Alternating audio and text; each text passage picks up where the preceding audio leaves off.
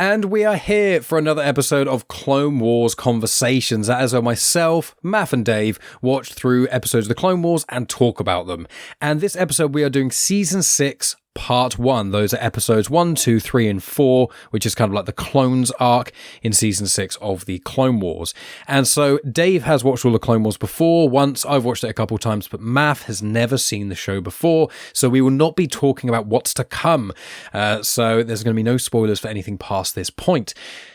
But we have watched Star Wars Rebels, so if you haven't seen that, we may link to that. But I imagine that won't come up in this conversation. But there will be many spoilers about this. But I just want to mention what's interesting about Season 6 is it was picked up by Netflix. So that was where it was released, and I think the animation style has improved a bit from the prior season. But all 4 of these episodes came out at the same time on the 15th of February 2014. So that's quite fun. And just for another little bit of extra bonus information about the release, because you know the episodes of Clone Wars were kind of released weirdly.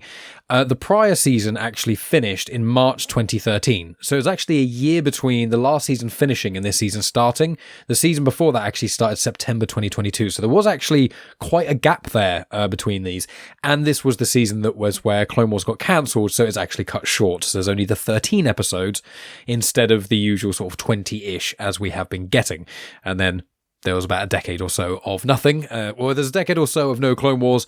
In between that time, Rebels came out, and then Clone Wars Series 7 came out. But we've got more content to tackle before we get there, including the Son of Dathomir comic, which will be a little special after Season 6. But to talk about these 4 episodes, we've got The Unknown Conspiracy, Fugitive, and Orders, and we'll delve right in. So, Dave, overview on these ones without going too deep into what happens in them yet. What were your kind of memories of these 4 episodes? Obviously, you're the big clone fan of the group, so what did you think in general? How did you remember it? And kind of go from there. Just to clarify, I'm not a big clone fan. I'm actually quite little. Yeah, I am a big clone fan. So I bloody love these episodes, and I know they're not probably everyone's favorite, but I tell you what, I watched the first episode and I was like, it brought it all back to me. I have to say, again, one of the negative byproducts of binging a series really quickly are, in my head, this was 1 or 2 episodes. And so it was almost a surprise that, oh yeah, it's 4 episodes. How the hell did they stretch it out for this? But I'm kind of glad they did, because it built up just all of that texture and intrigue and murder mystery stuff as well.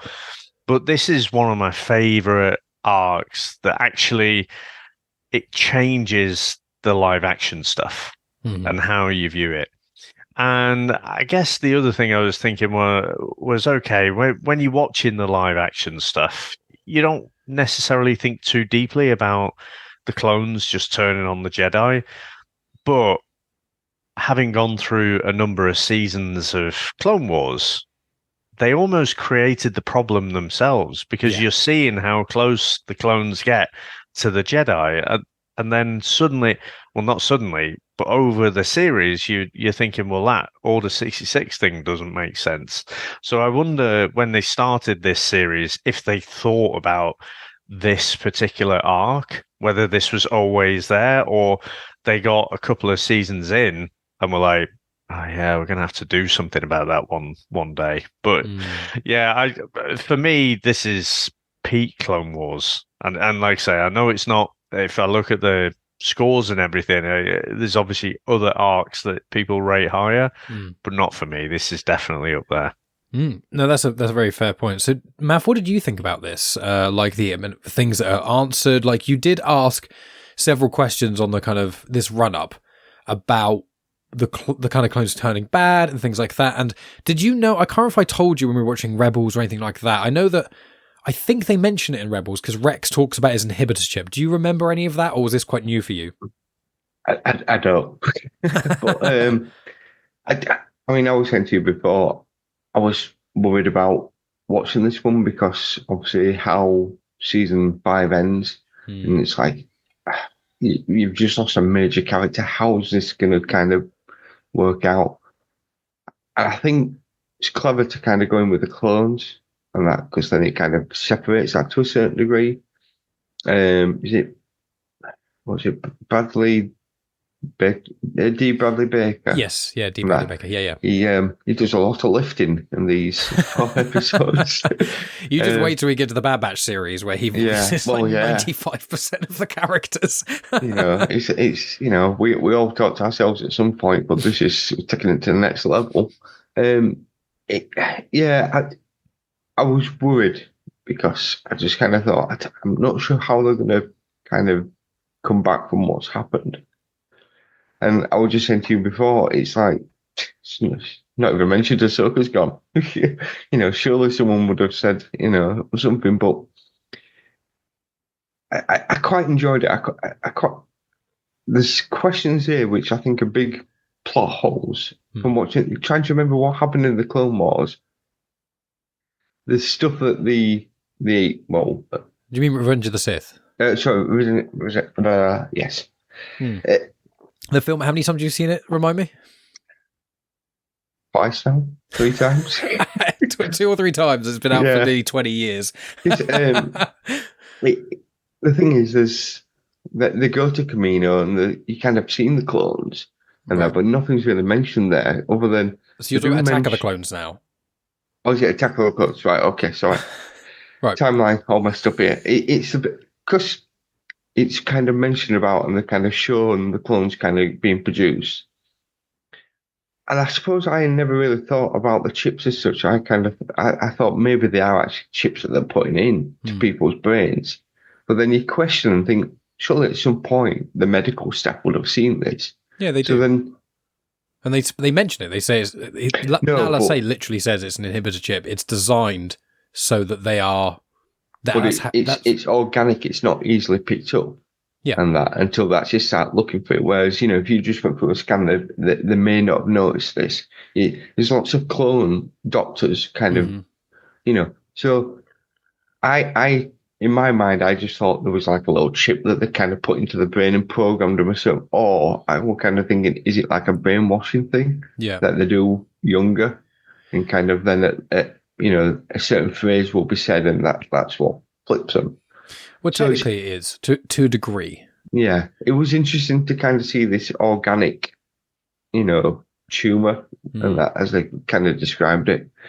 And all it's taken is, they said it was a virus that kind of malfunctioned, and it's the one clone in, millions that this has actually happened to. So it kind of highlights a lot of things there, and you kind of think, oh, right, I never gave this much thought. I just thought there was a safe word, and they all kind of just flipped in. But then, I'm not going to go into kind of what happens at the end, but I thought, right, is he going to start telling some of the clones to start taking the chips out? Is this going to, because, the chips are taken out of one of them, and it's like, oh, right, okay. Are you going to start getting more? Is this where the Bad Batch kind of comes from? So it answers some questions, and then it also, there were other questions. It's like, right, I don't know where we're going now. I'm confused. Yeah. I mean, that's good. There are, I'll say, with this through line, this thinking, the Order 66 stuff, because I'm not going to spoil Clone Wars for anyone. The finale is completely off limits, so I will not talk about that at all. But from here to there, as I said sort of off air before Dave joined us, it's Season 6 is a lot of kind of loose end wrapping up stuff, but it's the only season where I've told you anything that's really happened, because from here, there's not really any spoilers, which is the weird thing. This season is so weird. It's why it's nicknamed, it's called by when they released it, the Lost Season, because this really explains the Order 66 thing, which is a big, as Dave pointed out, a big plot hole. But then the next few episodes is Anakin and Padme, which is just okay. Then you've got Jar Jar and Mace Windu, which is just pointless. Then you've got one episode, which it's a one-off, it's amazing, and it further goes into some of the questions. So the question of, and again, this isn't a spoiler because it's literally mentioned in the films, but the Jedi Sifo Dyas, who it's like the biggest secret in Star Wars. You get one piece of the puzzle in an upcoming episode at some point, and then the finale is 3 episodes of Yoda going off on his own little spiritual journey. So this season, I don't recall Ahsoka being mentioned. There's nothing really majorly plot heavy about, anything about Mandalore or anything else or the end of the Clone Wars. None of that. It's all just kind of filler-ish. But the Yoda stuff's really interesting, and this really explains a lot. But there's the Sifo Dyas thing to come. Then there's some other questions in the future. And then I imagine most other questions you have will potentially be answered in the Bad Batch series. Is Sifo Dyas, is he in one of the films? So he's mentioned in the film, isn't he? Yeah, so he's, even now in the canon, his story is quite all over the place because the main way to find out about him is in the audio drama Dooku Jedi Lost. It's written by Cavan Scott, and I've got the script book behind me. And I would recommend it. It's really good. It's Asajj Ventress, basically, when she's Dooku's apprentice, trying to learn more about him because he's like off doing on a mission or something, and she's trying to like dig up dirt on him so she can like betray him or something. And so she goes through all this archival documents and stuff. She like hacks into things and then finds out about Dooku's history. And he's like, Sifo Dyas and him are like best friends, and they have this whole thing together. And I'll go into that in like full detail once we watch the episode that's the one-off coming up in this season, because I want that episode to open up the floor about Sifo Dyas, and then any further questions I can just answer, because really everything else, it's basically whatever's in that episode, everything in that book, and then there's like tiny pieces in future content. But that is, again, one of those kind of plot hole things, which is, this does a good job of filling, I think, with the Order 66 stuff, but there's other questions, shall we say. But let's delve into the first episode, because this starts off with something really brutal. Which, again, this is a kid's show. And in the first, 5 minutes or so, you watch a clone shoot a Jedi cold blood in the back, and she turns and he shoots him in the face. That's a lot. So I go to you first, Maff. What did you think of this? Did you expect that? Because obviously this is new for you. Nope. Do you think it was going to get that dark in the show? I mean, because it's mentioned the fact that he's not feeling good.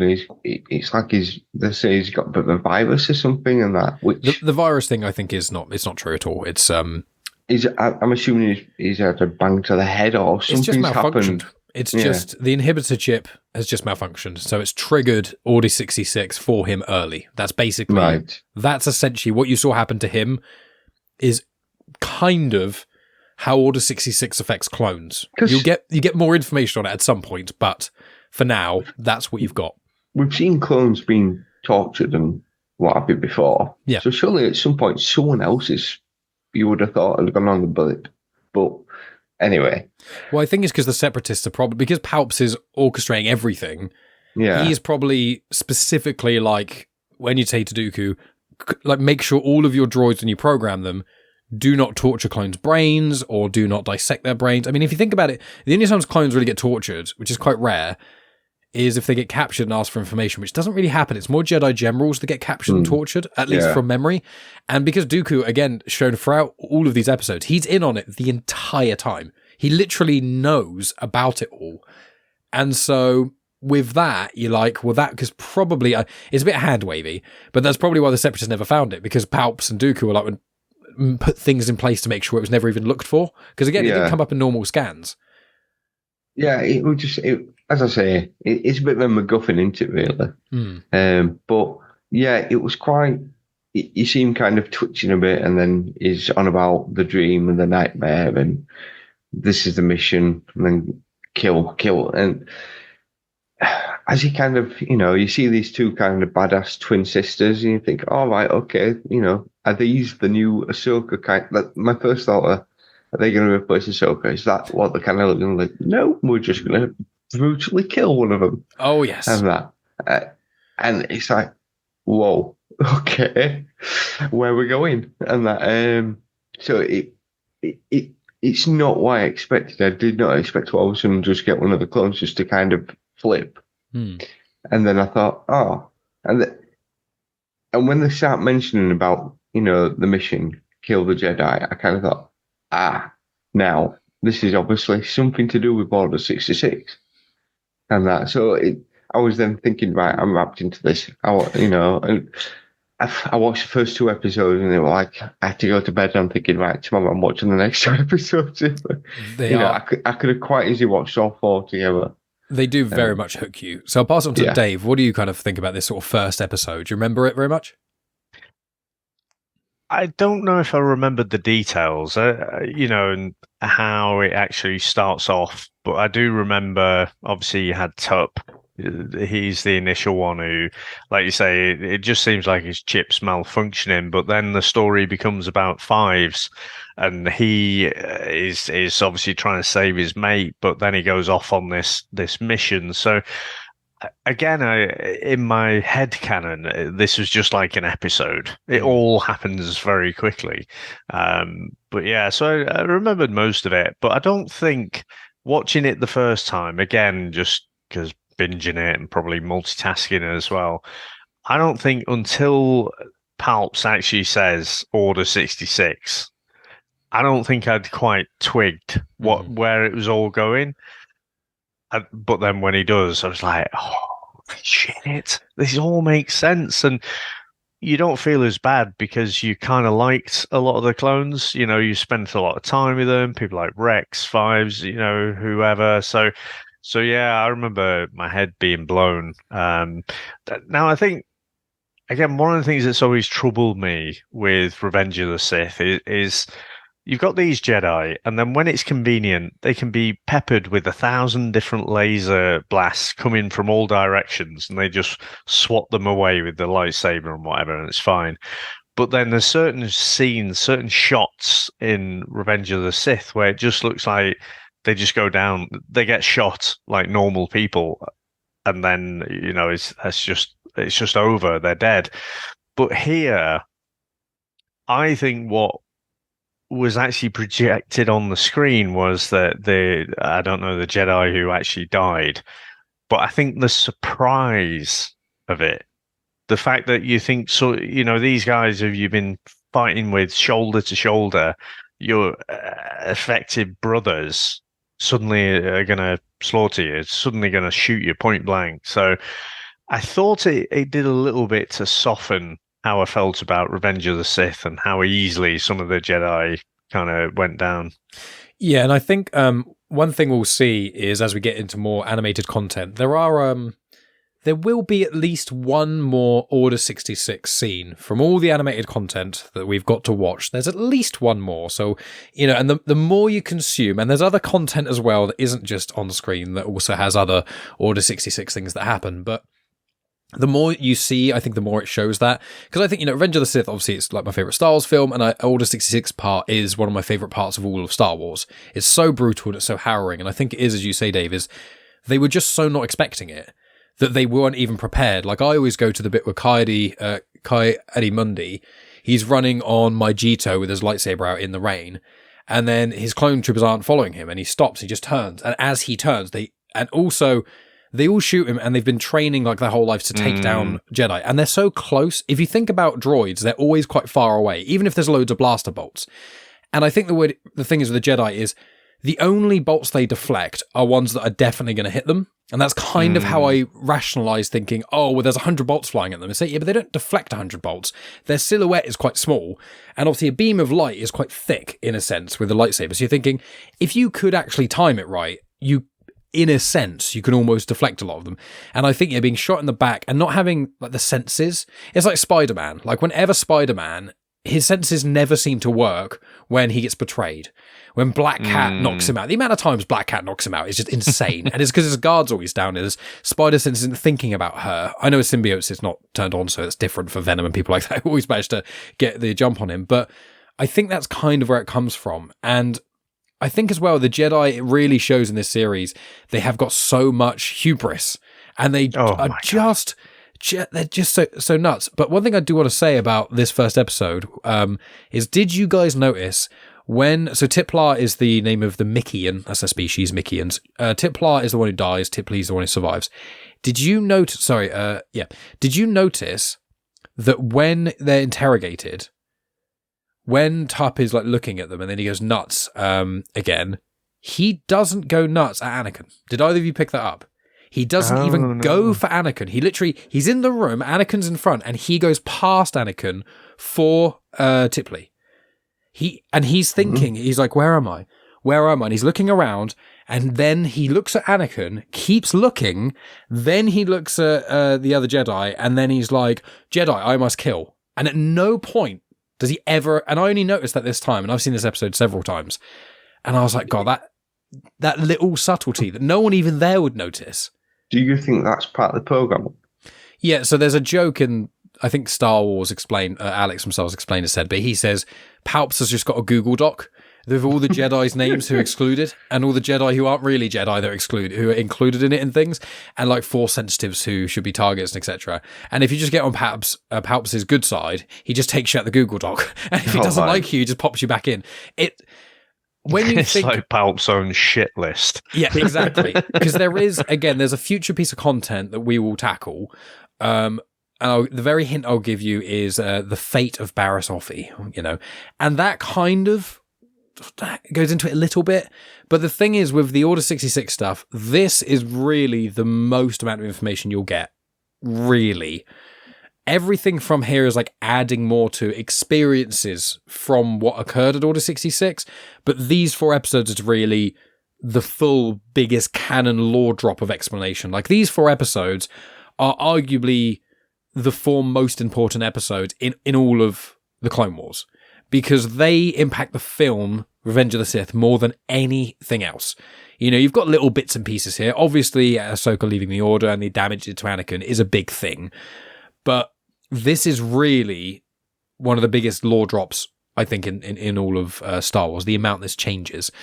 So I want to ask, is there anything you want to mention on this before we go on to the next one? I know, Maff, you were going to say something earlier. And I tried to. Well, I was just going to say Tiplar that got killed and Tipley was the other one, but very nice. Yeah, no, I mean, it'll come further up, but again, these 4 episodes, it shows how ballsy the Emperor is. Oh God, yeah. When we get into Palpatine, the last Palpatine in episode 4, he's like, that's next level. It's funny because that connects quite well to the Palps we saw in the finale of the last one. But I will say in this first episode as well, Wolf Yularen pops up. So he's a guy with a nice, good mustache. He appears in Andor once or twice. He is in Rebels a few times, but he is the main, in the first few series of Clone Wars, he's the main commander for Anakin, and he's voiced by Tom Kane, who's the narrator as well for Clone Wars. So when it starts and goes, space battles, fighting here, that voice is Yularen's voice. So he's in Andor very briefly. You get to see him, like he's at the head of the ISB tables at one point. But go ahead. Yeah, he's got white hair and yes, he's in A New Hope. Yeah. He dies on the Death Star. But also, one other thing about this first episode is the bit at the end when there's those when Tapa gets captured by the Separatists and Anakin goes to save him. Those corpses of those clone troopers floating is absolutely harrowing. I don't know if you guys noticed that when there's one that floats really close to the camera with his eyes rolled back. I was like, this is a kid's show. This is a lot. Bit like we had another episode like that. Remember where the brain slug things? No, the Savage Press one, where Savage and Maul go after little and people. They just go into the and leave them all kind of floating around the ship. There's been a few times where it's like, is this a kid's show? Are you sure? You're kind of skirting near the edge of it, but yeah. I would ask. Actually, go ahead. It's quite an important thing, the fact that this clone has attacked a Jedi, and killed one, and then attacked another one. Wouldn't you expect maybe a bit more kind of security to take them back to Kamino? And that maybe Anakin there kind of, it was quite an important task. And they only send, like, is it 3 ships and the actual main ship itself and just some clone troopers? Yeah. It's like, surely, this is kind of really important. We need to find out what's happening. Send one of our Jedis with us. And that, if Anakin could have gone, they may not have been captured. Yeah, I think part of it was probably that they weren't expecting it, because how would the droids know? And obviously we know how the droids know because Dooku's in on it. But I think the idea as well was Palps was trying to let Dooku take them. And again, that's probably, you're going to bring up a lot of decent plot holes. And every time I'm probably going to say, but Palpatine is probably the reason why. It's either the Force or Palpatine. In the prequels, it's pretty much, they're the answer to most of the questions. But I want to move on to episode 2, Conspiracy, which is on Kamino. So you've got Shark T there and Nala Se who clash a bit. And I want to say, Shark T, she has several death scenes in Legends. In canon, she does have one, I believe. But maybe we'll see that. Maybe we won't. But I do want to say that Tup, actually, the one who obviously was in the prior episode, he's actually in the Umbara arc. He's one of the clones who's there with Pong Krell and Rex and stuff because, a lot of the 501st were there. And so I quite like that connection again. But I'll throw the baton back to Dave. So for Conspiracy, the first, because I think the Unknown was like the catalyst, like the big event. And then the next 3 episodes are, as you kind of said, Dave, the consequences of such. So how did you think about sort of Conspiracy? And the next 2 blend together a little bit. But how do you kind of feel about this one? I thought it did well to, again, set up that mystery. And because, like you say, you've had the event in the Unknown, and then it becomes more about Fives, really. And I like the relationship he sparks up with the other little robot. AZ1. Yeah. So, and some of the dialogue that they're having, because he's saying, my name's Fives, and the droid isn't quite getting it. It's like, but Fives, that's a number as well. Yeah, but it's my name. So just the back and forth interaction between those two, and the classic. I'm gonna say it's almost like a Star Wars logical Star Trek. The original TV series where. I seem to remember Captain Kirk says to someone who's very, very logical. It's probably Spock, isn't it? I always lie. And then this robot's just having a meltdown because that's how he wins, isn't it? And he goes this weird... if you always lie, but you can't be, but if you're saying that, you must be telling the truth, and just this ridiculous thing. And Captain Kirk wins again, but the way he's able to convince the droid that basically, you have to do not just what you're told, but your loyalty is with the patients. It's almost like a Hippocratic oath sort of thing.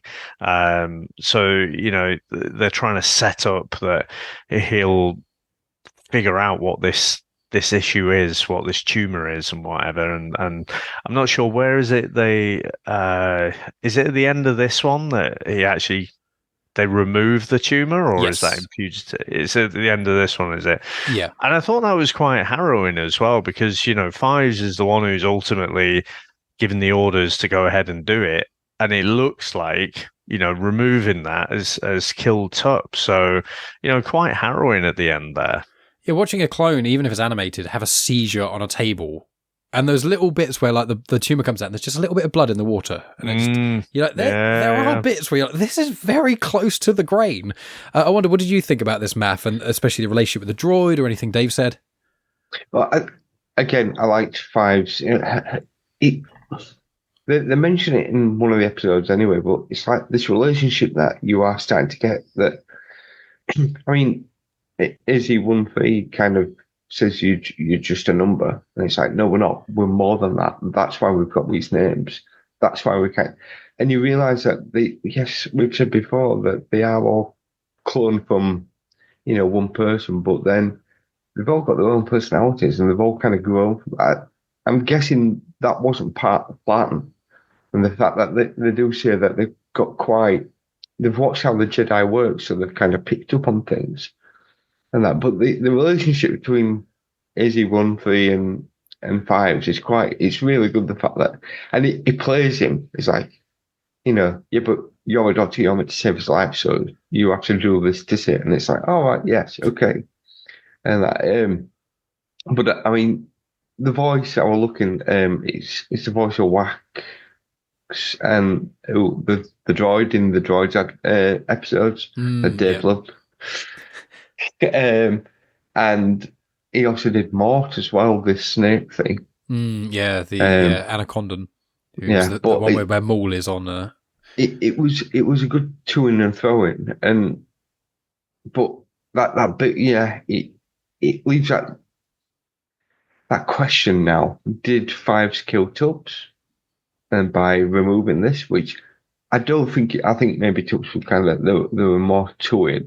And that it was probably quite weak anyway. Yeah. Because they remove Fives, and that he doesn't die at this point. Well, and also in Rebels, they mention it at a point. I won't go into details, but is it in the episode where they meet they're all on the walker? Yes. And Kanan says Wolf, Gregor and Rex, yeah. Yeah. And they mention and one of them is the deserter from the droids episode. And then the other one is Wolf of the Wolfpack, who is Plo Koon's battalion. Yeah. And so in those, when they talk there, they mention the chips and removing chips. And so there has, like, as Kanan says, well, you killed us all. And he's like, no, that was the chips. He's like, I don't care. And he's like, well, we've had our chips removed. And he's like, I don't care. You're lying, or that was never confirmed. So it is this. I can't explain how and why, but there's a lot of future content that we'll get into. You can't, or you don't want to. I both. There's some future content we'll get into, and especially certain things in Bad Batch, which are very much around the whole inhibitor chip thing, about what that means for clones in the future. But we'll get there kind of when we get there. I did want to note that one thing you kind of both touched upon was 5 speaks of the importance of a name. And I just think that's so important. And I think, again, that links to, I imagine there's some sort of social commentary on Nazi Germany. And when you you go back to psychology experiments like Milgram and things like that, and prisoners, when you call a prisoner a number, you dehumanize them. And then it dehumanizing people, a name really gives you something. And obviously when you go to when you go into the world of fantasy more, or you go into sort of mythology, or even modern day kind of certain ideas, is the power of a name. I know in a lot of Eastern culture, a couple of Ghibli films like Spirited Away, the name is so important. It is in magic and stuff. If a demon knows your name, that's a big thing. And I think there is a lot to that. And I really again, these kind of episodes are the part of Clone Wars which no one really expected. When people were like, oh yeah, Clone Wars, it'd be like, oh cool, we get more Anakin. Oh cool, we get more Obi-Wan. And I'd say most of the filler episodes are ones of Anakin and Obi-Wan. There's a couple. There's the Geonosis one that's great. There's the whole Obi-Wan through lines with Satine Kryze. That's really interesting. But for the most part, the best episodes are either the Clone ones or maybe the Ahsoka-y ones. And I think this does also show that, where actually the thing we were expecting from the Clone Wars series, the thing you would think, oh, you love Anakin and Obi-Wan, here's the show for you, they're actually the weakest parts. And I think that these episodes, when it's very clone-centric, really, really helps that. And I love that element. So I want to ask both of you about the chips. So I'll ask you first, Dave. So at one point, Dooku says that the chip is made for rogue Jedi. Now, I know that Maff had a qualm to a degree with the chip and how people hadn't found it out, but did you find that you have an issue with that, or the reason it got through the scans, or why it was made? Did you find that, or did you think it just kind of works? I think ultimately we're talking about space wizards in a galaxy far, far away. So that was hand wavy science that I can accept. These guys just flip a switch and they go into warp speed. I think the fact that you could put a kind of biotech type chip together that wouldn't set off metal detectors or anything, because it's organic matter, but it's programmed to do to be activated at some point, but something goes wrong, and it's 1 in however many million, but it's 200 million at this point or something. Yeah, it's which I do have something to say about the last episode, the way this all neatly sort of wraps up and everything. I was okay with the science. It's just hand wavy sci-fi stuff. It's like, oh yeah, just a chip, and it makes them compliant whenever we switch it on. I kind of think it's quite a comic booky thing as well, because like the Winter Soldier, he doesn't have a physical chip, but he's been brainwashed that when you say the certain key phrase words, and then when the plot allows it, when the backup phrase words come out, because there's some backup words, because in case the main programming failed, we've got this other book so he can become the Winter Soldier again, even though he doesn't want to be. That kind of thing, I can kind of get behind it. I mean, because in Legends, it was they just decided. They just decided one day. And I really, really don't like that. But as you said, Dave, in the Legends days, it was a lot more like, because you, Dave, I think you've seen the 2D animated Legends Clone Wars stuff, or you've seen bits of it, haven't you? I've seen bits of it, yeah. Not all of it, but I did see it was on Disney Plus, so I will watch it, but I didn't want to detract from... I didn't want to pollute my mind with this. At some point, go ahead, Maff. Is Shakti in them episodes? Yes, because I saw and I thought, is that Ahsoka? And I thought, no, that doesn't look like Ahsoka. No, Ahsoka's not in the 2D animated stuff. So the 2D animated ones actually came out before Revenge of the Sith came out. So season 1, I recall, was on Cartoon Network, and it was playing in little bits and pieces, like 2 or 3 minute episodes. You know when it used to be an episode of half an hour of TV, but actually it's like 20 minutes of TV and 5 minutes of ad on either side. What Cartoon Network did for a while at certain times would have like little 2 or 3 minute shorts. So you'd have an like Dexter's Lab would finish at like 7:50, and then it'd be ads until like 7:55, and then you'd have Clone Wars from 7:55 to 7:58, and then 7:58. And so I remember catching them. I've got it on DVD actually up there, season 1. I think I might have season 2 somewhere. But it's the first season is really weird. It's lots of little clips together. And then on season 2 is a bit more coherent, but there's no Ahsoka in it. The first season, there's almost no dialogue at all. And when you watch that and then you go, oh, they turned on the Jedi, you go, yeah, I can see that, especially Revenge of the Sith. But I think that with these, you're like, there's so much to them that I do wonder, because there are certain plot lines. Again, the finale, when we get there, apparently they pretty much had that nailed since the start. They pretty much knew where they were going from the start with that. And I do wonder, it'd be interesting did they come up with this along the way? I imagine if you asked George Lucas, he would say it was his plan all along, because I think that's what he says to everything. But I do work? Think... Yes, it was my idea. George Lucas all along. It was written by Katie Lucas, though, wasn't it? All this arc was Katie Lucas. So. She wrote a really good one of the other arcs, didn't she? That was absolutely fantastic. Because she actually does the foreword for Dark Disciple, which is... She wrote the script for Dark Disciple, which is the original 4 episodes that continue Asajj Ventress's story and intertwine with Quinlan Vos. But then Christy Golden turned those into an actual book. And there's a foreword by Katie Lucas in there. So I think she's written like quite a lot of the better later episodes of Clone Wars, actually. Yeah, so I don't know. I could buy it, but it feels to me like it's one of those where I think they've figured it out along the way. You know, they might have had an idea. Oh, for some reason the clones turn on the Jedi. You know, and it could be, you know, you look at, I'm sure, isn't it? Lucas says that this was all about the Vietnam War or something. Because even though we say, oh, it's about Nazis and Germany and stuff, I'm sure I've seen a quote from Lucas where he was saying he had Vietnam in mind.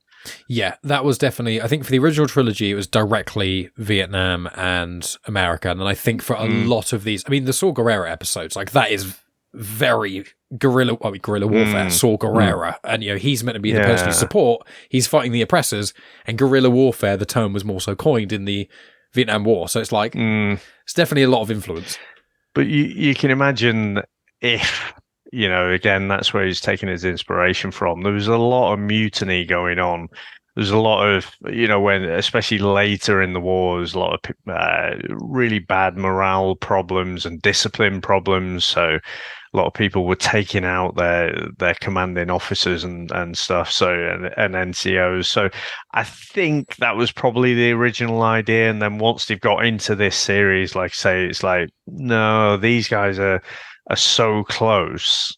They just wouldn't turn on them like that. So they sort of wrote themselves a problem and then they had to write themselves out of it. And sometimes they make the most compelling stories. I think this works so well, especially when we get to the Bad Batch. There's so many interesting things. And again, Bad Batch is a bit like Clone Wars, a bit uneven. But there's certain one-off episodes and you're just like, how could you do better than this? But Maff, any thoughts on that? And then also we'll go on to the 3rd episode, because I know we're gunning for the 4th. But I was just looking... Yeah, Katie Lucas, she did 1 episode in season 1, but in season 3 she did the Academy and the Assassin, which I think that's our sin where but she also did the Night Sisters Monster and Witches of the Mist. Oh, I think good that's episodes. I think that's when we mentioned her before, actually. Yeah. And then she did Massacre, Bounty, Brothers, and Revenge. So she kind of she's done the good more ones. Yeah. She Asajj. I mean, I think she's the one who basically turned Asajj from like a mustache twirling villain to a more complex, morally grey, interesting character. And then she did these 4 as well. So she's probably the most consistent writer on there so far. Those are phenomenal. Decent batting average, to be fair. Yeah. She seems to, I mean, maybe because it's her dad, but she seems to understand the story and understand. In fact, she's better than her dad. No offense, but she's better than her dad. She certainly writes better. She gets the story. She actually gets the fact of what she's trying to do instead of, throwing a load of words at the screen and just seeing what sticks. Which that's maybe she takes after her mum a lot more.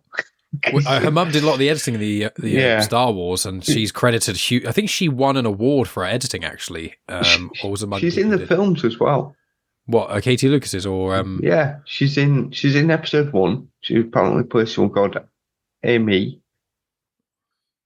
And then she's Cheeky Ekwe in Revenge of the Sith. I imagine it's a lot of those, like, because like George Lucas is in probably runs past the one screen. of them. Yeah, George Lucas in like full blue outfits. He's like, what was it, a Papa Pantora or something? He's the one who's. Do you remember a few seasons ago there was that Pantoran arc? And her dad, the blue guy, just goes in and takes names when she gets kidnapped. Sent it to Chuchi, and then he goes in there with like he's got the hat like that, and he's blue skinned, and he goes in to like Jabba's lair, and he just takes out everyone. That is George Lucas. So there are a few, a lot of. I mean, when you get into the Star Wars cameo tree, you just, especially with the newer films. Almost every stormtrooper is someone famous now because they're just in the film in any way. E.T. was in there. Oh, he's in Phantom Menace, I think. Yeah. So we'll move. Oh, sorry. I would say, at the end when Tux dies, it's quite a heart-feeling moment because it's like the nightmare has ended and the dream and that, and I'm at ease now. I'm at peace. I think is something along that lines. Yeah. And you kind of think, because when he's kind of rambling and mentioning this, you see all the other clones, although they've got the helmets on, they're kind of looking at each other thinking, I get this. They all kind of, this is where there's a few plot holes, because they all kind of like, what he's saying is true.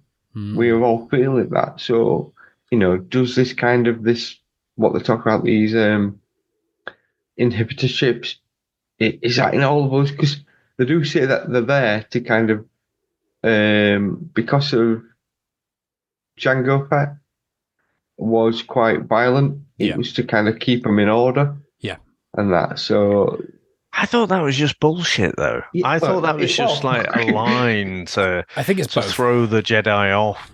I think it's both. They did say in Attack of the Clones, we've bred them and we have.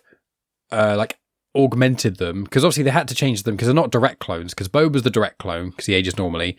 Then they tweak the DNA of the clones so they age twice as fast, and then they did also say they have tweaks them genetically to make them less aggressive. So because they also in Legends, I think in canon there's only 3 that are known, but Order 66, the big question is, what are the other 65 orders? And there are actually canon explanations on, as I say, I think there's 3 others they know about. I think 65 is really close to 66. It's like a rogue force user or something. But there's like 1 or 2 others that's uttered. I think in Legends they had like about 10 or 20 of them. But some of them are really random.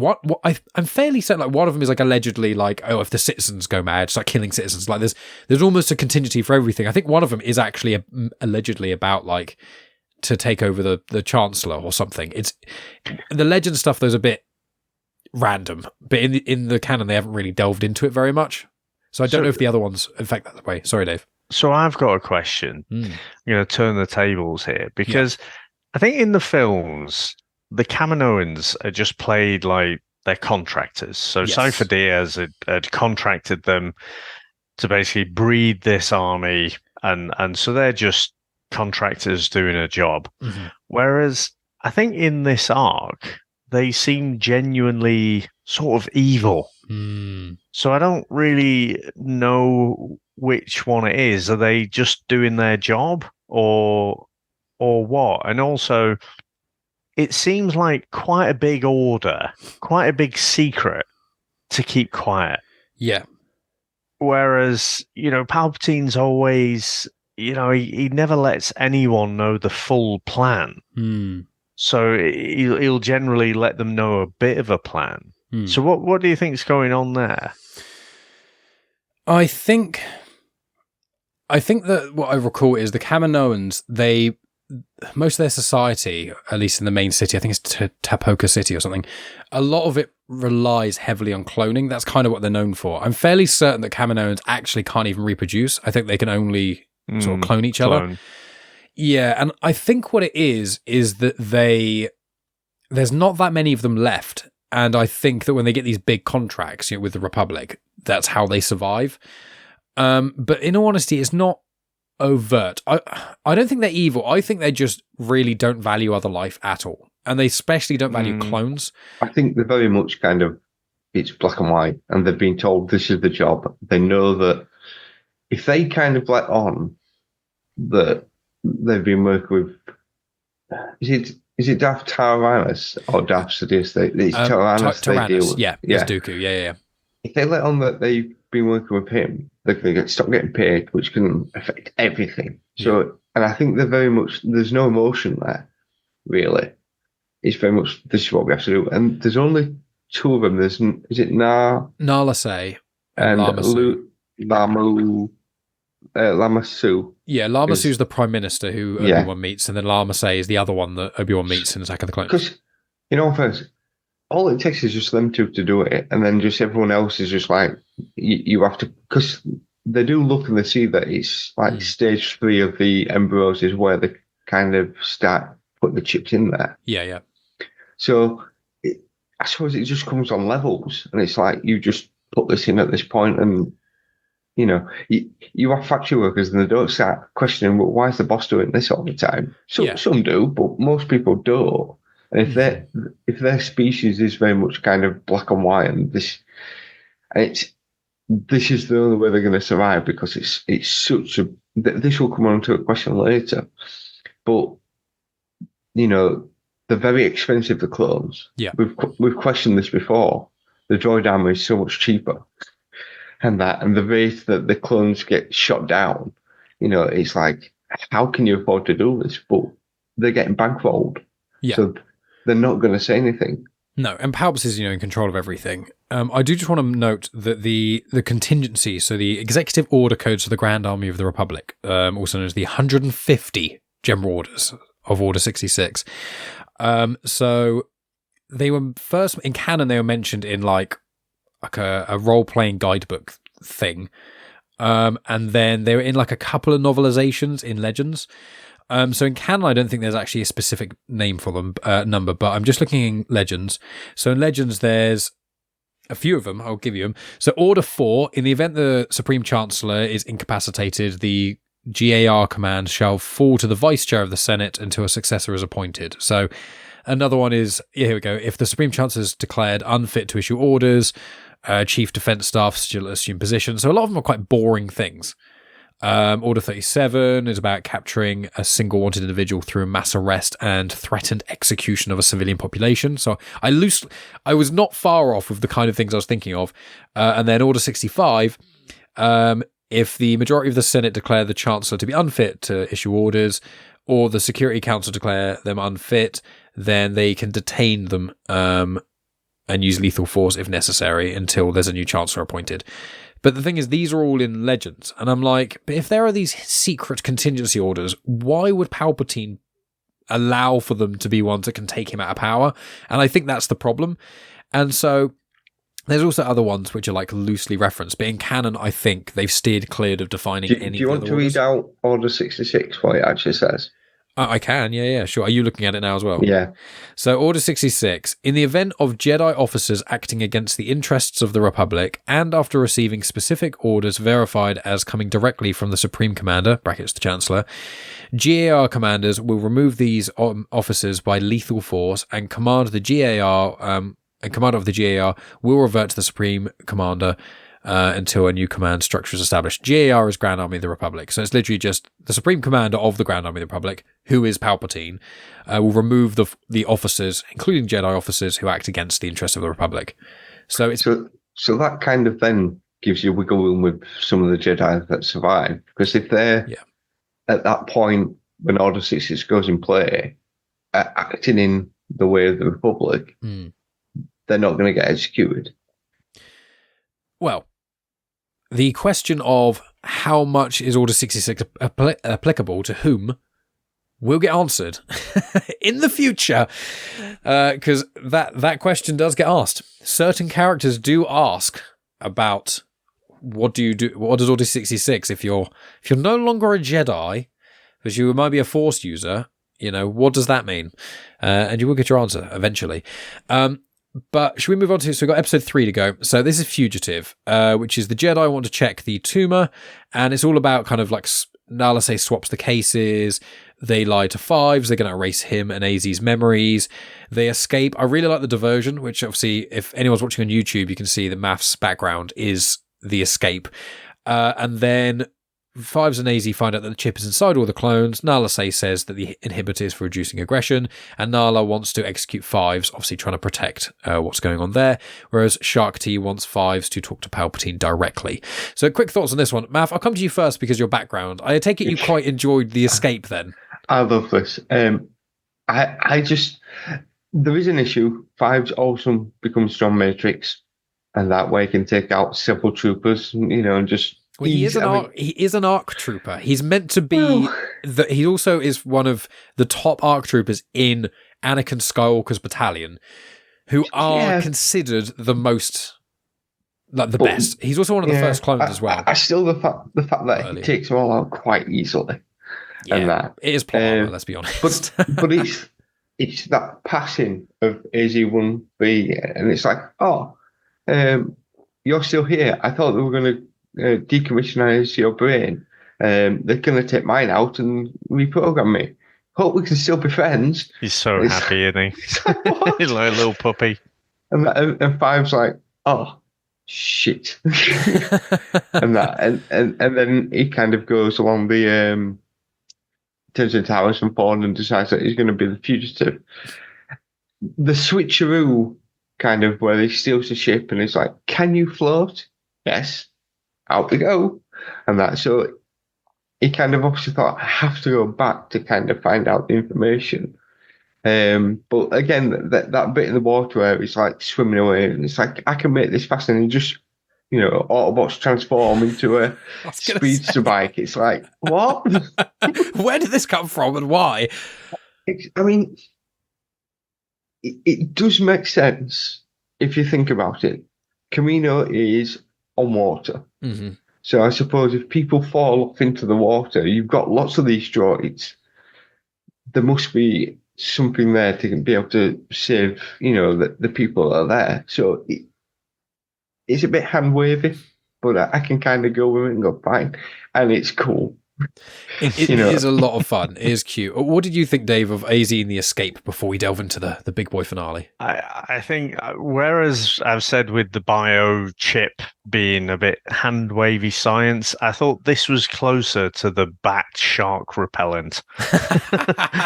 Because Fives had no idea that he just happened to double up as a jet ski, but it was just very, it was fun though. I mean, well, apart from the end, this episode is a lot of fun with the escape and everything. And like I say, there was some funny dialogue where they're, going to get their minds wiped and what have you. So I really liked it, even though, like I say, it was a bit silly. And when you stop to think about it, it's like he had no plan and then it just suddenly ended up being perfect.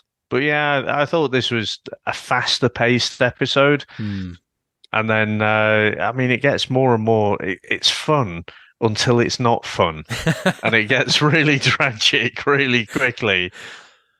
Yeah, I totally agree. I would. Again, it's another one of those things of how powerful is the Jedi at this moment in time.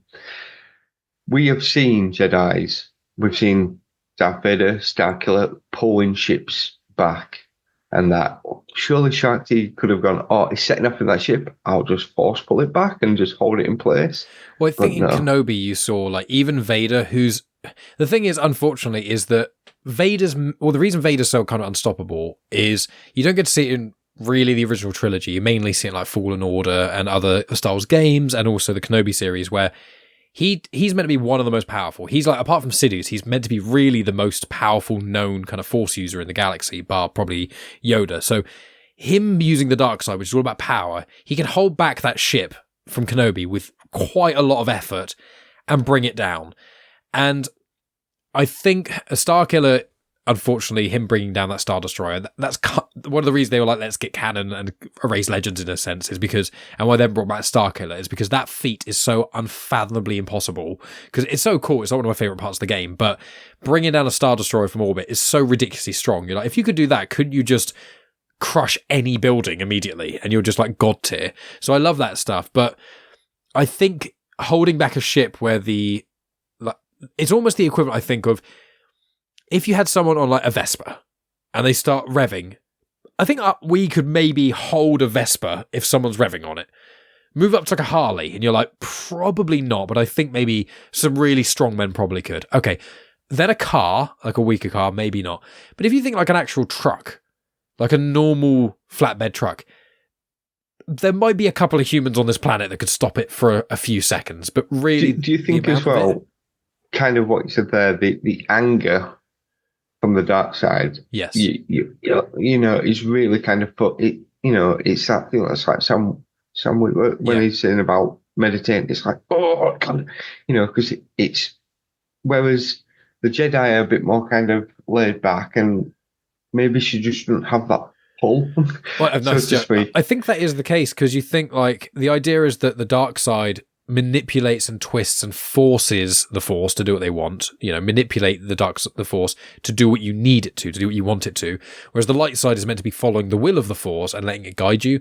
But also I think part of it is, if you're holding a ship, and if you also, again, think about it like if someone's pulling something away from you and you're holding onto it, and you're pulling as hard as you can, one of two things are going to happen. Your arms are going to either let go or break to fling off in that direction, or you're going to smack yourself in the face with whatever it is you're holding. And I think with holding back a ship, you're either going to burn out the engine and destroy it, or you're going to bring it so hard down like Vader does in Kenobi, you're going to basically destroy it. And obviously Shaak Ti was trying not to do that. Also, Shaak Ti is not the strongest. She's very wise, but... She did want to as well. You know, she had said that, yeah, it can go, because the plan was then to send Fives and the tumor. I'm so desperately trying not to do a really bad Arnold Schwarzenegger impression. Back to Coruscant and that, and she's like, "That's fine, but we're going to the Jedi's first, so we can check it." So she's very much kind of like, "You can do what you want to do, but we're doing this first." And she just pulled that kind of, I know that you made the clones, but we own them. Yeah, I quite like that between Shaak Ti and Nala Se, that kind of politician kind of, exactly. You know, it's like in a workplace where you're trying to tell someone they have to do this thing, and they're trying to say, "Yeah, I don't really feel like doing it." It's like, I'm really not actually asking. I'm just kind of being polite. You do have to do this thing, but I thought I'd vaguely insinuate you had a choice when you don't really. I'm telling you, I'm taking this. I do like that, but I do want to get on to the finale of this episode, which is Orders. Now, right. Well, I want to mention that we don't really talk about the things that pop up. I can't remember what they're called, but the words of wisdom, the Jedi fortune cookie is the kind of the colloquial term. And Megan, whenever we watch it, she loves reading them out. I don't know why. She always reads out the thing that comes on screen. So this one was, the popular belief is not always the correct one.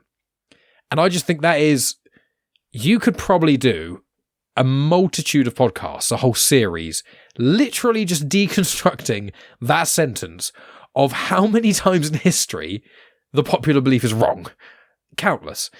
But this episode obviously is just, there's so much to it, and I just want to add a little piece here and there, is Kix. So one of the clones that Fives talks to in the clone bar in the toilet, he has a tattoo on the side of his head, and it's written in Arabesh being the galactic alphabet. And I've got this fun little thing from Galaxy's Edge, which I think I may have shown before, which I use this when I read comics and stuff, and also when I watch Clone Wars, because sometimes I see things like there's a taxi in the Fugitive episode, and on the side of it says taxi. Yeah. So on the side of his head it says a good droid is a dead one, which I think is quite cool on the side. But let's delve into this, because there is a lot to this episode. We've got, just to throw some bullet points, Nala Se obviously drugs Fives. We've got Tim Curry as Palpatine fully in both sort of the two voices that he does. We've got Palpatine saying a separatist plot before the war even started. How could that be? And I was like, oh, fuck you, Palps. Fuck you. You're really good. You're twisting that knife, you bastard. And that bit where Palpatine is alone with Fives, which I do want to talk about a little bit. Then you've got Fives escaping Shark T, which we kind of sort of touched upon. Palps is locked down without the Jedi, and they're suspicious, and that's when that happens. The manhunt for Fives, the clone bar, the cab chase, the plot that Fives figures out about trying to, the Chancellor and the Jedi and all that stuff, and Fives telling Anakin and Rex about the chips, about Palpatine, and then Fives dying, and then the wrap up. So there is huge amount to talk about here. So I'll give the baton to Dave first. What do you want to talk about first? What really, it can be the end, any part. From here, we'll just scatterbrain this last episode. But what thing about this episode do you really want to talk about that kind of called out to you? I think the overriding thing is just how sad it is. Again, we see all these clones voice acted by the same person, but you get to know these individual characters and you get to empathize with them. And I thought it played around with that idea of a conspiracy theorist really well, because obviously, well, not obviously, but I was left wondering, did Palpatine let him escape, or was it more that, he couldn't actually come out in the open? Because if he wanted, he could just electrocute him to death, But obviously you got other people around, so he's still kind of undercover and he has to play this, old politician kind of thing.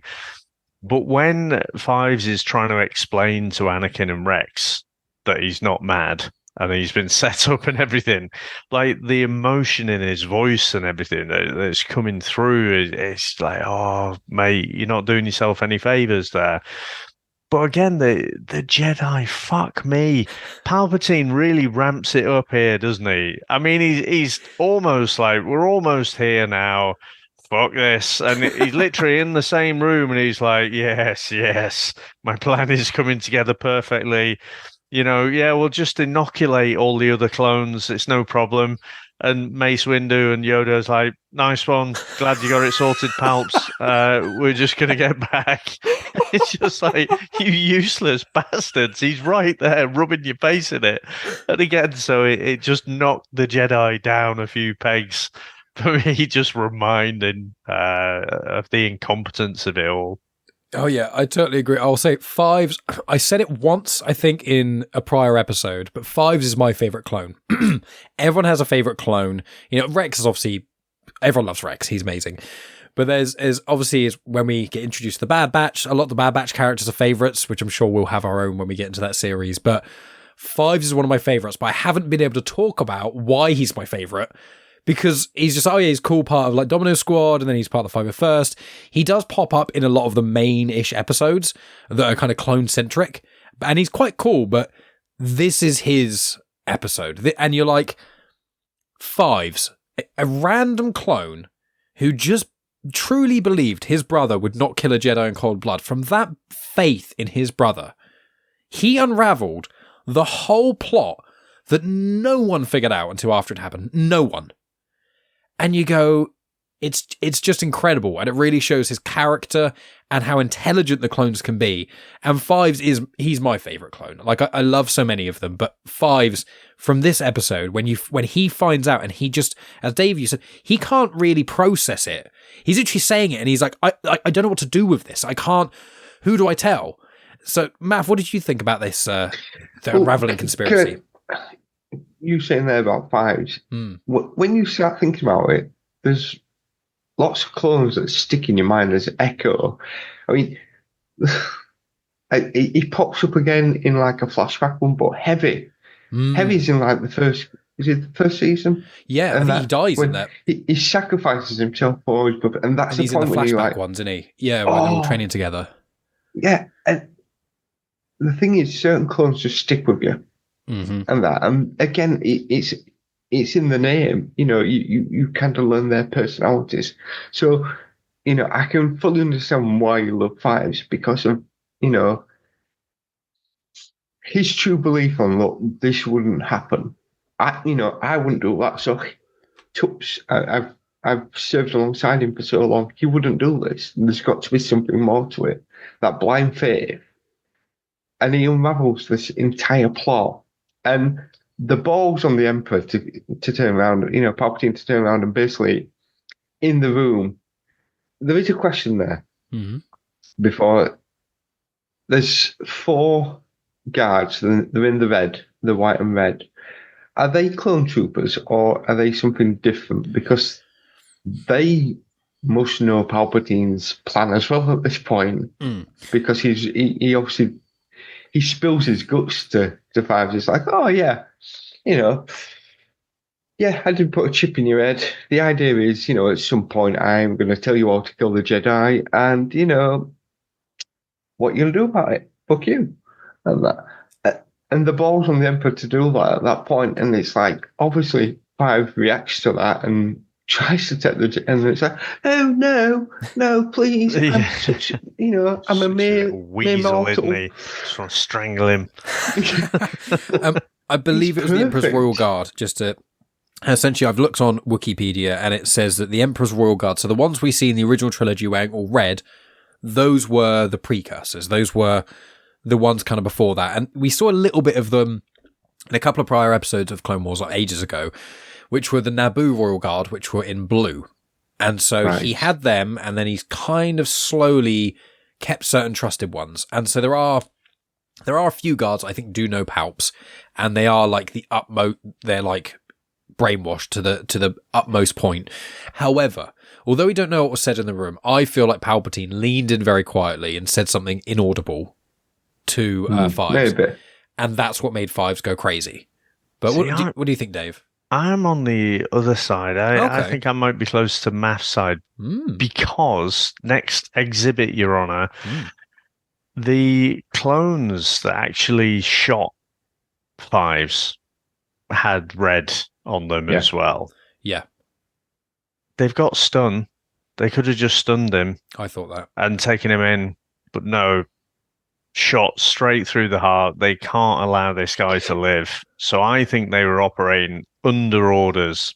But this is it, because I think he lets him get away. If you stun him and stop him in the room, there's still a possibility, or even if you kill him in the room, then there's questions.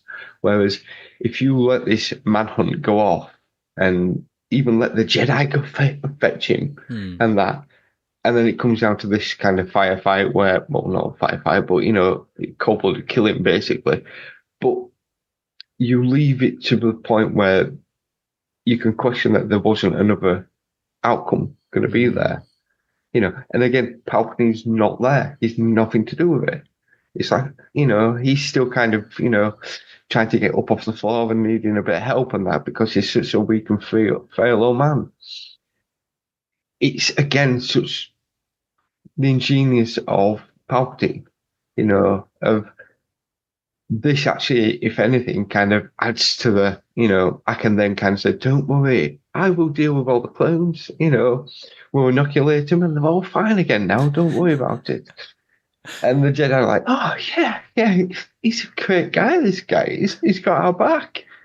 And that, and again, you know, it saves us having to do it, doesn't it? Oh, that's another guy. Tick off the list.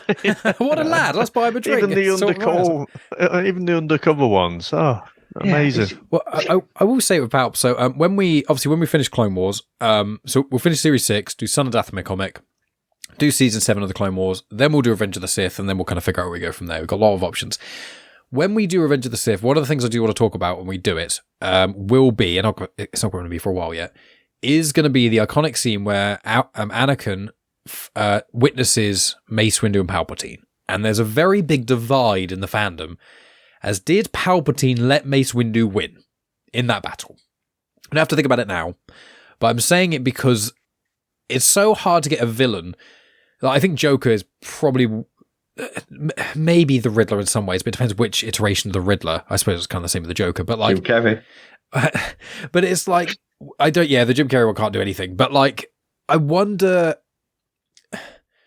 with Palpatine, he's one of the only villains where you go, would he really have planned that? And and I love the idea that there's so much kind of friendly debate in the Star Wars fandom of like, whenever Palpatine's in a situation like this, you're like, did he mean it to happen? Well, he could have done. Most other villains, you're like, no, he fucked up. But you're like, but Palpatine, you're like, but he is that good. That, you know what I mean?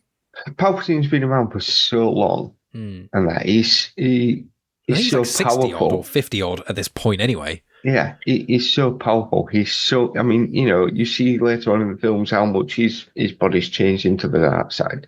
You know, I don't think there's many people who can be anywhere on power with him. We've seen him kick ass. We know he's able to do it. Now, I get that Mace Windu is meant to be really good, but I do think it is a case of, again, like in this scene here, you know, look weak and feeble and look like, you know, he attacked me, you know, it's not my fault, you know. You then kind of give, you know, again, Anakin, he's talked about being the chosen one. He's talked about being the chosen one from episode 1, and that who brings balance to the Force. Now, at which point Palpatine's thinking, oh, okay, then this is going to be my top guy. So he probably is written into that script of you don't attack Anakin, and that you need to make sure. I mean, there is a funny thing of I saw a clip where I think it's fan made, obviously, but like the clones are talking to Darth Vader and says, "Yeah, I used to be Anakin Skywalker." And they're like, "Oh, we need to shoot you." I think that's Robot Chicken. Yeah, I think I've seen that. And that, but the thing is, I think he's written in there so that, you know, Palpatine's thought, you know, in the next 30, 40 years, this is what I'm going to do, and it's all going to plan out a certain way, and it does, and that, and even when we've seen the point where there could be two outcomes, both outcomes are good for him. Both outcomes are going to aid. He may have to change his plan a little bit, but if it goes this way, that's fine. If it goes this way, that's even better. You know, so he never loses. Yeah, and his age thing, just to clarify, around by Revenge of the Sith, he's about 65, and by A New Hope, he's like 84-ish. So yeah, the thing is with Palpatine as well is like in Legends with Darth Plagueis, in the book, Darth Plagueis is kind of someone who lays the foundation in a way. You read the Darth Bane books, which is kind of the foundation of the Rule of Two. Then you read Darth Plagueis. And Darth Plagueis, again, it's a Legends book, but apart from like 2 minor bits, it fits in with the canon really well.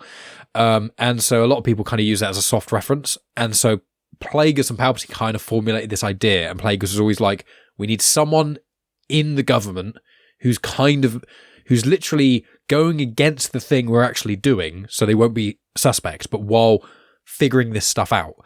And Palpatine's kind of plan comes to full fruition around the Phantom Menace, and then that's kind of when he kills Plagueis. But yeah, he's so interesting. And in this, like, Megan, when she heard Palps, she was like, oh, Palp sounds different, because she didn't fully clock when there was that half voice change in the other episode. She was like, oh, Palpatine sounds different. I was like, oh, it's Tim Curry. She was like, oh, what, Tim Curry? I was in the Tim Curry. And I was like, yeah. And so when he then did the actual Sidious voice right at the end, when he really talks like this, she was like, oh, this sounds really different again. And she was like, Megan thinks that she doesn't like Tim Curry's normal Palpatine voice as much. She thinks that sounds a bit weird, but she thinks that his Sidious voice sounds a lot more like him. And she thinks the prior voice actor, Ian Abercrombie, he didn't really have as much of a difference between the two, but he works really good as, Senator Palpatine. So I didn't know if you guys had any thoughts on. Yeah, I will say the one thing is when Palps turns away from the Jedi and you just see his face and that kind of look like he looks down and like, ha ha ha, my plan's coming together. That is very Tim Curry. Yeah. It's just got mannerisms and kind of looks and, little nods to the way Tim Curry would be. Even when he's smiling, he still looks fucking scary. I think I can see him in my mind's eye now, giving that creepy smile in some sort of film, but I can't think what it is. It's not Rocky Horror, is it? Maybe it's Home Alone 2. When he plays the bellhop. I have not seen Home Alone 2. No. I only saw Home Alone 1 the first time, 2 years ago. He's pretty good, actually, in it. Maybe this Christmas you should watch it. I've heard Home Alone 2 is one of those few sequels people go, it's probably as good as, if not maybe even better than the original. It is a good one. And then they're like, what about Home Alone 3? Like, don't go there. What about Home Alone 4? Don't swear at me. Don't talk about that. He's got that charisma. And charisma can work both ways. It can be, persuasive, but also intimidating. And it works for him. And it just seems to kind of ooze that. He's so feeble in certain points, and you believe him and think, oh, are you okay? Is he just knocked you over? Don't worry, we'll pick you up and we'll get him. And that, but then he's very much, don't worry, we actually found a parasite. They must have missed it, but my experts found it, even though they kind of made the clones. But and we inoculate them all. They're all fine. Don't worry about it. And then you then have that kind of, my plan's coming together kind of thing. I don't know which I prefer. And that I think Tim Curry, I suppose, is more of a name to me. And Megan recognised his voice a bit more. She was like, when she first heard it, she was like, oh, Tim Curry, that's taking me out of it a bit. That kind of thing. Yeah. Why did they not get Ian McDermott to do it? Because basically no one who was in the prequels really wanted to touch anything, because they all got because I was listening to an interview with Hugh McGregor recently. I know he said it quite a lot in the promo to Kenobi, but he said when he did the prequels, it was years of hard work, a really big passion project for him and everyone involved. They came out and everyone hated them, but actually it was really all the critics that hated them. But because there's no internet or anything, anyone who actually liked the films, there was no balance. So all they heard was all the negativity. So like Ewan and Hayden, a lot of others, and Natalie Portman, they all just went, no, we don't. This is like, we've spent years on this. Like, I think it's like 6 or 7 almost straight years of their lives just on these films from 98 all the way through to sort of 2004-5, not including press. And he was like, I loved those films, and then everyone just told me how crap I was in them and how bad they were.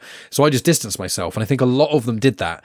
And then when the canon when Rebels, after Clone Wars came out, and everyone started liking Star Wars a bit more, and then a few more video games were coming out that people were really enjoying, like Force Unleashed, etc. And then when Rebels was out and there was the canon reset, a lot of people got more into Star Wars again. And from around that point, you notice, because Ian McDermott does voice Palpatine, I think, in a couple of Rebels episodes. And then, mild spoiler alert, but Palpatine at some points shows up in Bad Batch, and again, Ian McDermott voiced him in them. And so I think that since people have fallen in love with the love of the prequel is more obvious, and now Star Wars is just like, again, it's not just a name people hate, except the Fandom Menace. It's generally such a household name. A lot of the older actors are like coming back because they're like, oh, I thought Ewan McGregor was like, I thought everyone hated me as Obi-Wan. I thought I did a bad job. And we're like, no, you did a great job. Even though there's lots of issues, you were great. And so I think that's probably why. And also, I imagine they were quite expensive as well. That's the same as Hayden Christensen. This kind of, when he came back to play Vader, it's like, when he came on stage, it's like, yeah. He was like nearly crying at points. It's really quite emotional for me to see as well. Even I'm at best as Jar Jar. 100%. He thought, this is career ending. People hate me. Oh, he was getting death threats, and he got really depressed. I do. I still hate you. That's fair. But Keller Beck's cool though. So he's more than one character. I mean, he's actually he's a background extra in Attack of the Clones as well. But still, I don't know, because it's not like we've got to watch another 2 episodes of Jar Jar. Yeah, Jar Jar and Mace Windu, the 2 most interesting characters in Star Wars, on a mission together. It's all fun. It's not. It's not as crap as you think, but you'll just be like, why? of all the episodes they cut out of this season, why did they keep this? But we are nearing the end of the time, so there's a little bit more I want to talk about on this. So I want to throw it back to Dave. So Dave, what do you think of the clone bar and the kind of cloner side? Because that's a side we haven't really seen. Clones having fun, being kind of assholes to the taxi driver. Let's clarify that. But what do you think as our resident clone lover, sort of any other clone related stuff you want to mention in this final episode or that we haven't so far? Again, I thought it was quite realistic in a way, and again it makes me think of that parallel with the Vietnam War as well, where basically you got all the soldiers, but then they're not fighting 24 hours a day, 7 days a week. You know, they do have some downtime as well. So I did like that. It gave me that Blade Runner feel again. Yes. You know, the dark sort of aesthetic to it. So yeah, I really like that bit, I have to say. Amazing stuff. And is there anything else you want to mention about this episode that we haven't touched on yet?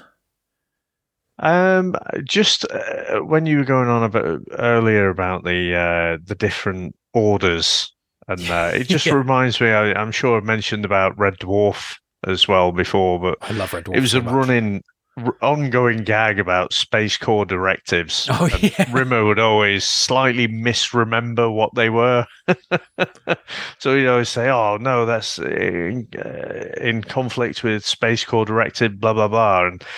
But Crichton, who actually does have the photographic memory, is like, Chinese delegates are only allocated one car parking space. So I hardly see how that's relevant right now. It just, I love it every time. So yeah, you just reminded me of it then, going on about the orders. But yeah, again, just a brilliant arc, tragic ending, the way it all ends, and especially, you know, not just for Fives, but for Anakin as well. It's like, you were right there.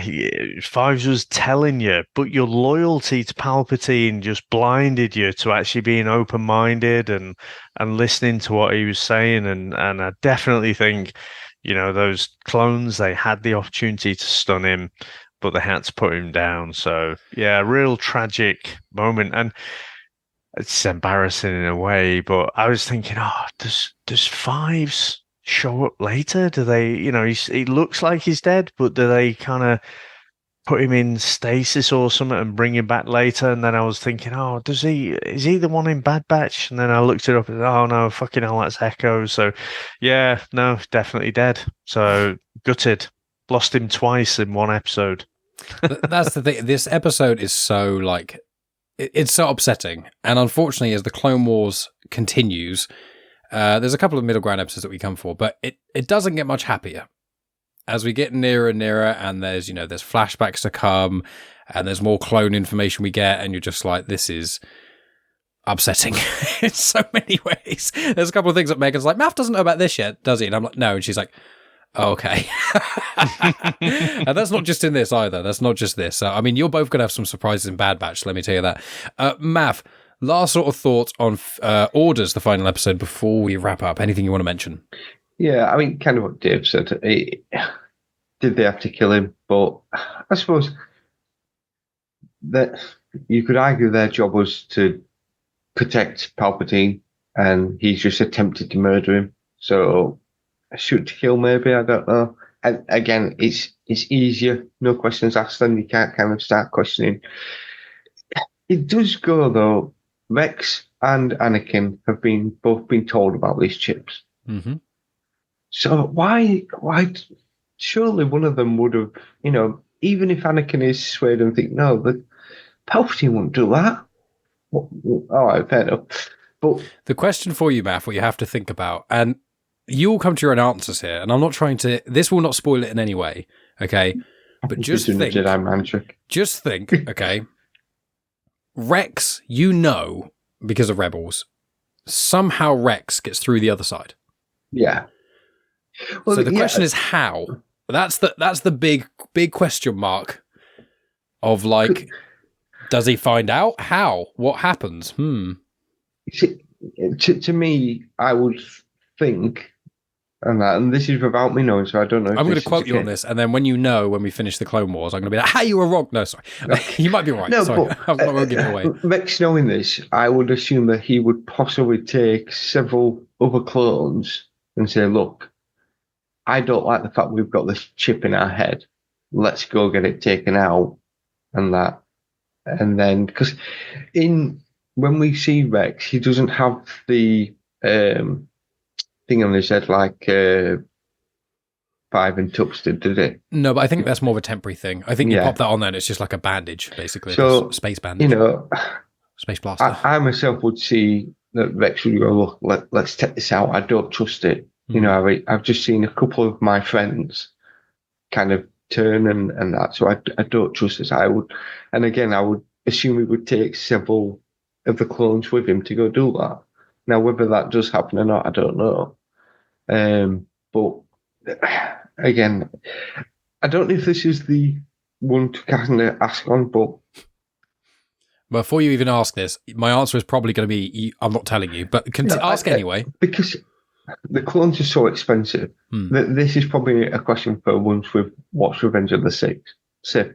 The reason we don't have clones is because they've served their purpose.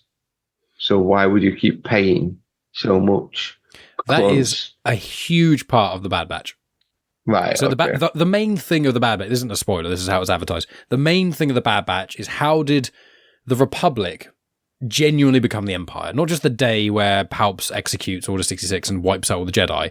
Like, kind of almost admin and politically, how did the Republic become the Empire that only within a couple years the Empire was really set? Like, from a couple years after Order 66 all the way up to basically Return of the Jedi, that entire period, everyone's already set in the Empire. And there's not really any clones. Or are there? Do you know? Are there clones in position of power or not? Why? That's the question, because, I mean, again, I suppose this is for them, but it's a very big question. You've not really kind of thought about this before, but we went from having clones to not having clones. But if it's just come out that all the clones have just executed all the Jedi, you can't have clones anymore because they're liability. Not necessarily, because the Jedi are framed as baddies. That's how the Empire took hold. So are they heroes? Are they decorated as war heroes? The answers that you seek, good sir, are in a 3-season series that I can't go into because it's going to take us numerous episodes to even tackle those themes. But fret not. A lot of the questions that you've got, they will be answered, not just in this, but in Bad Batch and some future content. So I thought these were fantastic. I'm with Dave. I knew these were great episodes. I think these are amidst our top, but we'll finish the Clone Wars series and we will eventually do it like a one-off like recap episode, just talk about some of our favourites, and I'll probably poach Megan as well. I was going to say, I don't really, because again, this isn't going to be released for ages. It's not really any specific plugs. I think we said last time, like, check out Back to Filmography because all of our episodes will probably have come out on that. I think I'm recording a Spider-Dan soon. And then there's in the background as Comics Lit, but there'll already be a podcast out by then because it's going to be recording this. It's going to be months and months. The description. Yeah, but in the new year, we'll have caught up. I'll release a bunch of things over Christmas or something, and then we'll be a bit more caught up so plugs can happen. But final words before we go. So you can find me at Genuine Chit-Chat everywhere, basically. If you're listening, subscribe, like, all that kind of jazz. Last thing is to say, it can be about Star Wars or anything else. Dave, final comments. Well, I was just looking at the trivia for this last episode here, and it says the room where Fives and Shark T go before Chancellor Palpatine appears to be the same room that Anakin was turned into Darth Vader. So there you go, a little bit of trivia for the end there. Well, AZ as well, he pops up in Bad Batch as well. That's a bit of fun for you. It's not like a big reveal, like, oh my god, AZ! No, Kamino is part of Bad Batch, so we get to see AZ again. So part of this. See if you still like him as much then, or if he irritates you a bit, we'll see. No, there's something, like, obviously, I hate Jar Jar, but androids. AZ...